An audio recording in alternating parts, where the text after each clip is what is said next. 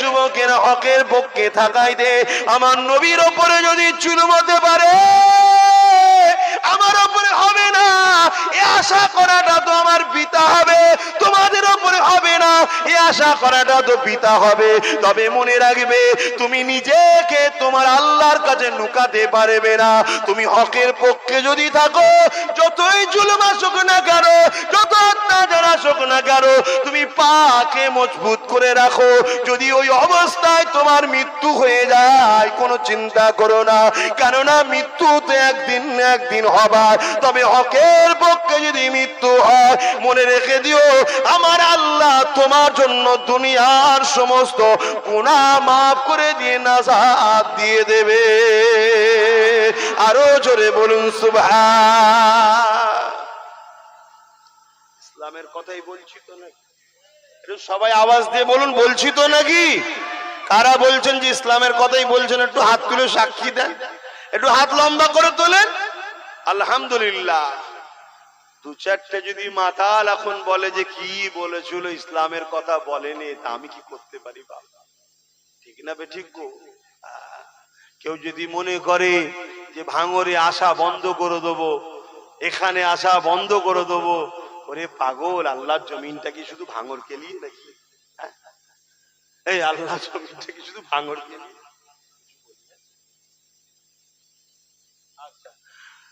কি গো বলবেন তো, আল্লাহর জমিনটা কি ভাঙর কেলিয়ে?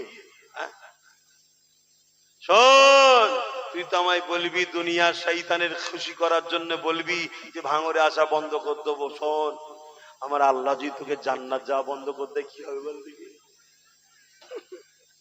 কেমন হবে? ঠিক আছে, আমার নবীর গোলামটা, আমার নবীর বংশের ছেলেটা আব্বাস যখন হক কথা বলছিল, তো দুনিয়ার শয়তান তোকে চাপ দিয়েছিল, কি হলো, কি করে এইসব হচ্ছে দেখতে পাচ্ছিস নি? তুই তখন দুনিয়ার ওই শয়তানকে খুশি করার জন্য এলাকার গরিব গরিব ছেলেগুলোর উপর জুলুম অত্যাচার করেছিলি, চমকেছিলি, ধমকেছিলিস। তা আজকে তোর জান্নাত যাওয়া বন্ধ করে দিলাম, যা। এবার কেমন হবে? কি গো বুঝতে পারছো না? আমরাও সেদিন বলবো, কি বুঝছো এখন? ভাল লাগছে তো?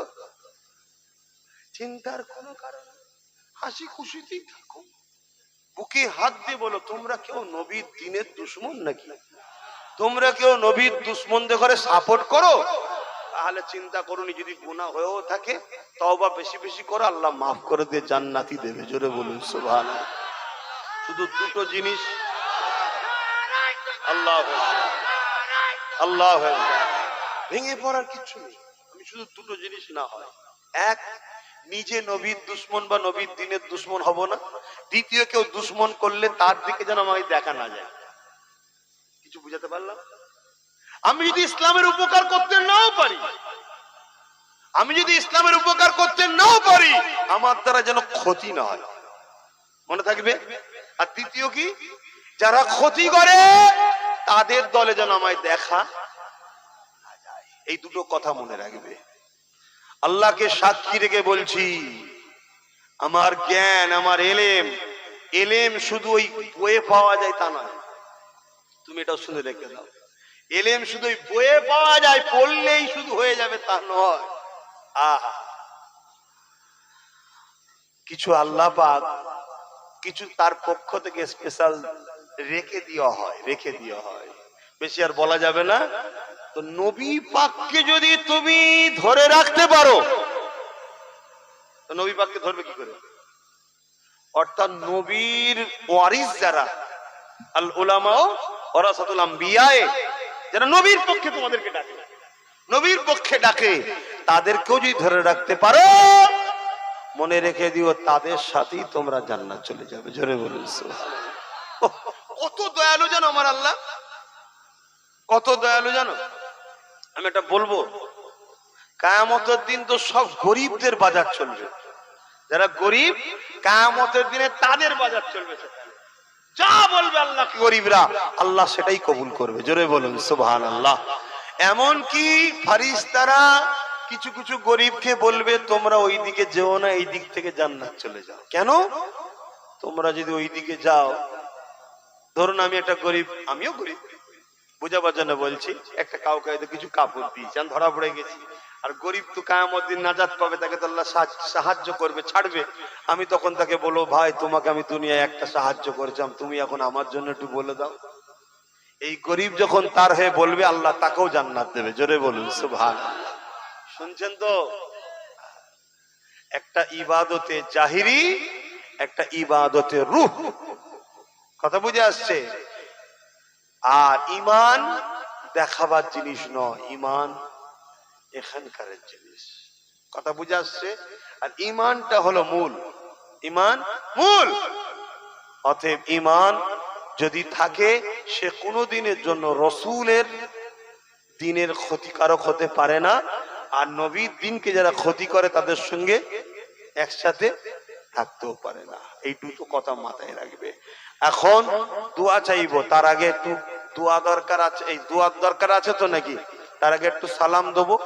সালামটা কিভাবে দেবো? প্রেমের সাথে দেবো, আদবের সাথে দেবো।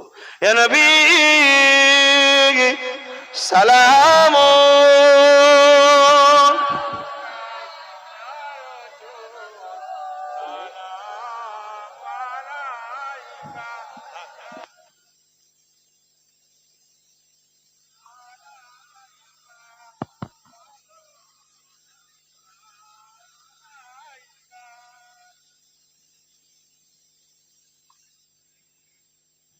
আমার বাপ ভাইরা মন দিয়ে শোনেন।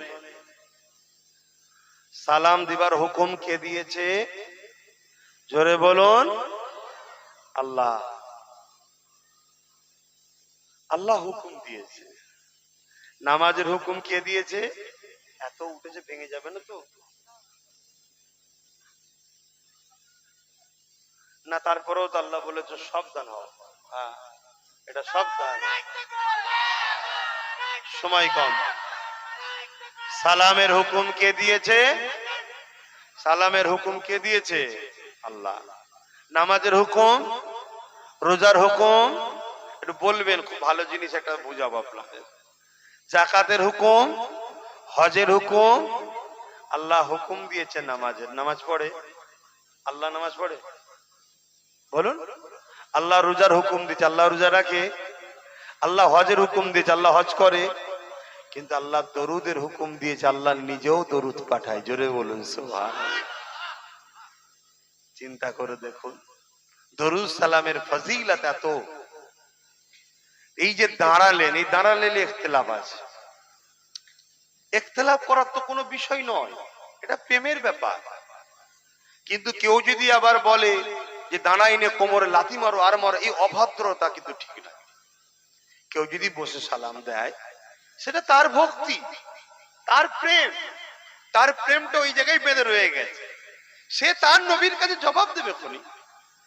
কিন্তু তা বলে তোমাকে কোমরে লাথি মারো, তুলে দাও, এগুলো ইসলাম কিন্তু অপছন্দ করে। আমরা দাঁড়িয়ে সালাম দিই। কেন দাঁড়িয়ে সালাম দিই? আমরা দেখেছি সাহাবা হুজুররা নবীকে যখন সালাম দিতেন দাঁড়িয়ে দিতেন। জোরে বলুন সুবহানাল্লাহ। আমরা দেখেছি নামাজের থেকেও বড় জিনিস হলো নবীর আদব। জোরে বলুন সুবহানাল্লাহ। জোরে বলা যাবে না? আমার কথা কি আপনারা একমত হতে পারছেন না? নামাজের থেকেও বড় হলো কি? নবীর আদব। নবীর আদব, নবীকে আদব করা। তাই আমরা দেখেছি সাহাবা হুজুরদের আদবের স্টাইল ছিল আলাদা। সাহাবা হুজুরদের আদবের স্টাইলই ছিল আলাদা।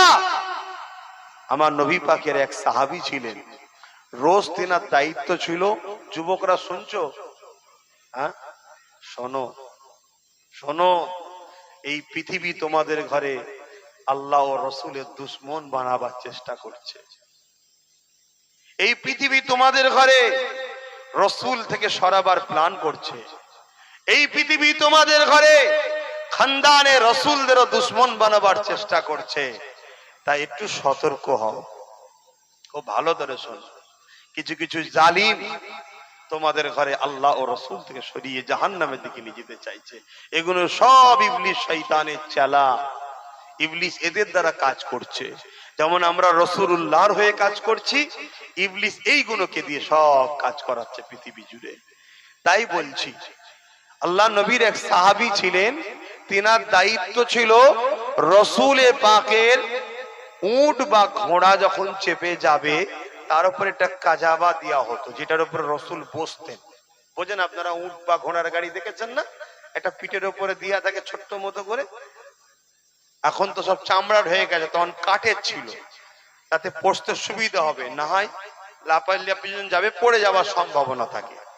এই কাজাবাটা একটা সাহাবীর দায়িত্ব ছিল, তিনি রোজ ঠিক করে দিতেন। একদিন ওই সাহাবীর গোসল ফরজ হয়ে গেছে, রসুল হঠাৎ করে মেসেজ দিয়েছেন যে অমুক জায়গায় যেতে হবে কোনো কাজে, কিন্তু সাহাবীর গোসল ফরজ হয়েছে। নিশ্চয়ই বুঝতে পারছেন গোসল ফরজ কেন হয়, যখন নাপাক হয়। কিন্তু সেটা ছিল শীতের রাত। আরবে যেমন গরম বেশি, শীতের সময় প্রচুর ঠান্ডা। কথা বুঝলেন? এত ঠান্ডা যে ঠান্ডা পানিতে যদি সাহাবী গোসল করে তাহলে ইন্তেকালও হয়ে যেতে পারে। সাহাবী চিন্তা করছে আমি পানি গরম করে যদি হাত দিই তাহলে দেরি হয়ে যাবে। অথচ কোরআনের কোন জায়গায় লেখা আছে নাকি নবীর জিনিসে নবী যেটাই বসবে না পাকালে হাত দেওয়া যাবে না? হাদিসে কোন জায়গায় নিষেধ আছে? না, নেই। তাহলে সাহাবী, এটা সাহাবীর আদব, এটা সাহাবীর প্রেম নবীর উপরে। যার জিকির সব সময় আল্লাহ করে, যার আলোচনা সব সময় আল্লাহ করে। মোবাইলে যেমন আপডেট হচ্ছে, বছরে হোক মাসে হোক 6 মাস ছাড়া আপডেট দেয় কোম্পানি। আপডেট করলে নতুন নতুন ভার্সন আছে, নতুন নতুন অপশন আছে। আরে আমার আল্লাহ তিনি তিনার বন্ধুকে সব সময় মাকাম ইজ্জতের আপডেট বাড়িয়েই যাচ্ছে। জোরে বলুন সুবহানাল্লাহ। আমরা সেই নবীর উম্মত, সেই নবীর উম্মত। নিজেকে চিনতে শেখো। আল্লাহ তোমাদের পেটে মৃগ নাভি দিয়েছে, ওই খুশবুতে তুমি পাগল হয়ে হরিণ যেমন জঙ্গলে ঘুরছিল, তুমিও পাগল হয়ে যে দুনিয়ার ফাসেক ফাজেল বেহুদা বদমাইশ চোর লম্পটদের পিছনে ঘুরে বেড়াচ্ছ। আল্লাহ তোমাকে কোন নবীর উম্মত করেছে? যে নবীর উম্মত, যে নবীর উম্মত হওয়ার জন্য মুসা থেকে ঈসা নবী সবাই আল্লাহর কাছে আশা করেছে। আরশ আজিমে যে নবীর নাম লেখা আছে, বাবা আদম যে নবীর ওসিলা দিলে দোয়া কবুল হলো, জান্নাতের পাতায় পাতায় যে নবীর নাম, হুরেদের ঠোঁটে হুরেদের চোখে যে নবীর নাম, ফেরেশতাদের জবানে যে নবীর নাম, তাওরাতে যে নবীর নাম, সবুরে যে নবীর নাম, ইনজিলে যে নবীর নাম, প্রত্যেকটা আসমানি কিতাবে যে নবীর নাম, সেই নবীর উম্মত তুমি আমি। তোমার আমার মাকে ভাবা দরকার আমি কে। যেমন আমি পীর ঘরের ছেলে, হুজুর ঘরের ছেলে, আমার বসার জায়গাটা একটু দেখা দরকার। আমি যেখানে সেখানে বসতে পারি? এই বসতে পারবো? যে কোনো লোকের সঙ্গে আমি উঠা বসা করতে পারবো? যে কোনো একটা লোককে এখানে বসে আমি নিচেই বসতে পারবো? কেন? আল্লাহ আমাকে, আমি নিজেকে না মর্যাদা দিল, আমার একটা মর্যাদা আল্লাহ দিয়েছে দাদা হুজুর আওলাদ। তুমি নিজেকে না চিনতে পারলো, আল্লাহ তোমাকে উম্মতে মুহাম্মাদি করেছে। তোমার নেতৃত্ব কে দেবে তোমার ভাবা দরকার আছে না নাই? তুমি এক ফাসেক ফাজিল জাহান্নামী শয়তানকে তোমার লিডার নেতৃত্ব ইমাম বানাচ্ছো, মুনাফিকি করছে তারা, তাদের পিছনে তুমি ঘুরে বেড়াচ্ছ। তুমি এখনো সময় আছে, পরিবর্তন হও। আর না হয় কি হবে? 80 বছর পর প্যালেস্তাইনে যা হচ্ছে তোমারও 80 বছর পর তাই হয়। প্রথম থেকে ওদের ভাবা দরকার ছিল আল্লাহর কোরআন বলেছে সাপকে কখনো দুধ কলা খাওয়াতে নাই। সব জায়গায় লিয়েছে লাও লাও লাও লাও লাও লাও, মাথার উপর তুলে দিয়ে জায়গা জমি সব এখন দখল করে দিয়ে মেরে বার করছে। এবার বলছে কি হলো? এখন কি হলো? তোমার আমার দশাটা ওই দিকেই যাচ্ছে। অতএব আব্বাস সিদ্দিকী ফালতু বকে না, আব্বাস সিদ্দিকী ফালতু লড়তে আসে না, আব্বাস সিদ্দিকী ফালতু বুঝাতে আসে না। আব্বাস সিদ্দিকী যেটা করছে অনেক কিছু ভবিষ্যৎ বর্তমান কোরআন সুন্নাহ দেখে, ইতিহাস দেখে, আমার মাদানী ওয়ালার ইশারাতে অনেক কিছু করা হচ্ছে, সেগুলোকে খেয়াল রাখো, বুঝার চেষ্টা করো। আলহামদুলিল্লাহ আমি তো দেখতে পাচ্ছি আল্লাহর সাহায্য শুরু হয়েছে আপনাদের উপরে। আমার মা বোনেরা, আমি তো দেখতে পাচ্ছি আল্লাহর সাহায্য শুরু হয়েছে, বহুত সাহায্য আসছে আল্লাহর। এই সুযোগকে ছেড়ো না, কাজে লাগাও। হকের পক্ষে, ন্যায়ের পক্ষে, দ্বীন ইসলামের পক্ষে, গরিবের পক্ষে, এতিমের পক্ষে, বিধবার পক্ষে, এমনকি নিজের দেশকে ভালোবেসে রাষ্ট্রের পক্ষে দাঁড়াও। এগুলো ইসলামের কাজ। উল্টো পাল্টা করো না আমার ভাইরা। তাহলে ভেবে দেখুন, আমার নবীর ওই যেটাই বসে না বা খালে ওইটা তো হাত দিতে সাহাবী চাইছে না, আমার নবী বসে। তাহলে আমরা সেই নবীকে একটু সালাম দেবো, একটু আদবের সাথে দেবো। এটা তো প্রেমের ব্যাপার। সাহাবীকে কে শিখিয়েছিল যে তুমি না বা খালে হাত দেবেন? ওটা তার প্রেম। তা আমরাও হাজার হাজার বছর ধরে দেখে আসছি, আহলে সুন্নাত ওয়াল জামাতের আকীদার মানুষরা একটু দাঁড়িয়ে দেয়, তাই আমরা দাঁড়িয়ে দিচ্ছি। কিন্তু কেউ বসে দিলে তার সঙ্গে ঝগড়া করবেন না। কেন? এটা প্রেমের ব্যাপার। তার প্রেম ওই জায়গাতে রয়েছে, সে ওই জায়গায় পড়ে আছে। আমার প্রেম দাঁড়ানো, আমি দাঁড়িয়েছি, এই নিয়ে কিন্তু ঝগড়া করবেন না। আল্লাহ আমাদেরকে বুঝার তৌফিক দিক। বলুন আল্লাহুম্মা আমিন। ভাইয়ের আমার রসুলের পাককে আল্লাহ অনেক সম্মান দিয়েছে, অনেক মর্যাদা, তুলনা করে কখনো শেষ করা যাবে না। যে নবী পাক সাল্লাল্লাহু আলাইহি সাল্লাম যখন থুতু ফেলতে চাইতেন, সাহাবা হুজুররা সব হাত বাড়াতেন। কথা বললেন, তৎকালীন সময় রোম, কাইসার, এরা সব বড় বড় সুলতান ছিল। আজকে যেমন আমেরিকা আছে, ব্রিটেন আছে, তখন এরা সব বড় বড় পৃথিবীর শক্তি। তারা সব গোয়েন্দা বাড়াতো, দেখো তো মোহাম্মদ কি করে, ওর জন্য সবাই এত পাগল কেন? আজ মোহাম্মদ রসুলের গোলামের জন্য প্রচুর লোক পাগল আছে না নাই? তা আজকেও কিছু কিছু লোক পাঠায় যে ও কি করে, ওর জন্য সব এত পাগল কেন? আমরা সব দিই, তা ওর জন্য পাগল কেন? একটাই কারণে পাগল, আমি রসুলের গোলাম, তাই আমাকে ভালোবাসে। ঠিক না বেটি? বলো ভুল বলছি তা ঠিক বলছি? বাস এইটাই, অন্য কিছু নেই, অন্য কিছু নেই। আমার রসুলে পাকের কাছে তাদের সব গোয়েন্দা গুপ্তচররা এসে নিজের দেশের রাজাকে বলতো, শোনো, ইসলাম ও মুহাম্মাদের অনুসারীদেরকে মিটানো কখনো সম্ভব নয়। বলুন সুবহানাল্লাহ। কেন? তারা কি অনেক সংখ্যায়? না, সংখ্যা কম। অনেক অস্ত্র? না, অস্ত্রও নেই। তাহলে আরে তাদের মুহাম্মদ রসুল যখন থুতু ফেলতে যায়, তারা তখন হাত পাতে, যার হাতে থুতু পড়ে সে মুখে মেখে নেয়, এবং কয়েকদিন তার শরীর থেকে খুশবু বেরোতে থাকে। জোরে বলুন সুবহানাল্লাহ। যুগ যুগ ধরে মিটাতে চেয়েছে আমাদের ঘরে, তারা মিটে গেছে আমাদের ঘরে। যারা মিটাতে চেয়েছিল, আলহামদুলিল্লাহ আজও আমরা বেঁচে আছি। জোরে বলুন সুবহানাল্লাহ।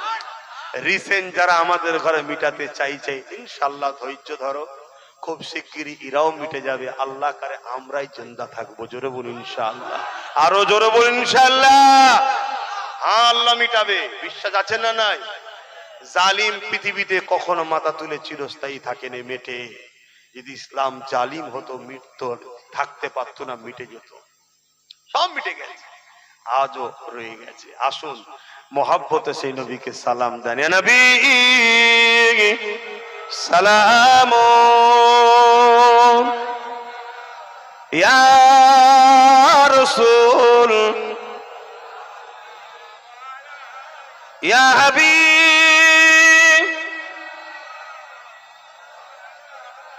সালাম, ইয়া নবী নামো ও পিয়ারা, ইয়া রাসূল নামো ও পিয়ারা, अर्श पर हक ने पुकारा, सज पैगंबर हक हमारा, नबी सलामो या रसूल या हबीब सलाम।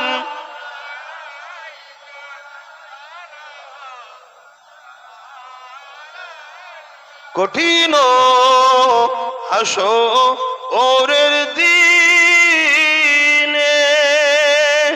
কি আছে মোদে এ কপাল, গুনাহগার উম্মত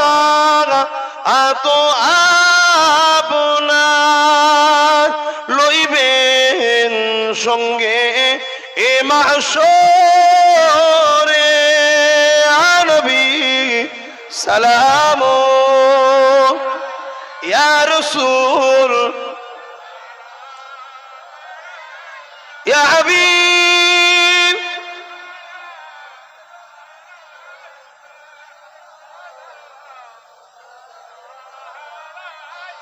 আমার আব্বা জানেরা, আম্মা জানেরা, ভাইয়েরা, বোনেরা, আমার কথায় কেউ কষ্ট পেচ্ছেন না তো?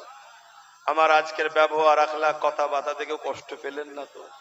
দিন ইসলামের ব্যাপারে যা বলেছি কেউ কষ্ট পেলেও তো কিছু করার নেই। তবে মনে রাখবেন, আপনাদেরকে এখান থেকে আমি ভালোবাসি না, এখানে জিনাকে রেখেছি এখান থেকে ভালোবাসি তিনার জন্যে, মোহাম্মদ রসুলের জন্য ভালোবাসি। সেই হিসাবে বলে দিয়ে গেলাম, হাতির দেখানো দাঁত আলাদা থাকে, চিবানো দাঁত আলাদা থাকে। যদি আমাকে বিশ্বাস করেন, মজবুত যেভাবে হচ্ছেন আরো হন, আরো হন, আরো হন, আরো হন। যত আপনাকে আগুনে দেবে, যত আপনাকে পিটবে কামার, তত আপনি ধারওয়ালা হবেন। আর ধারওয়ালা হলেই সমাজে কাজে লাগবে, ঠিক না বেঠিক? অতএব চিন্তা করার কিছু নেই। এই জিন্দেগি আপনার না আমার, জিন্দেগিটা আমার। এ তো আল্লাহ আমায় ব্যবহার করতে দিয়েছে, তিনি যখন চাইবে নেবে, কিছু করার আছে?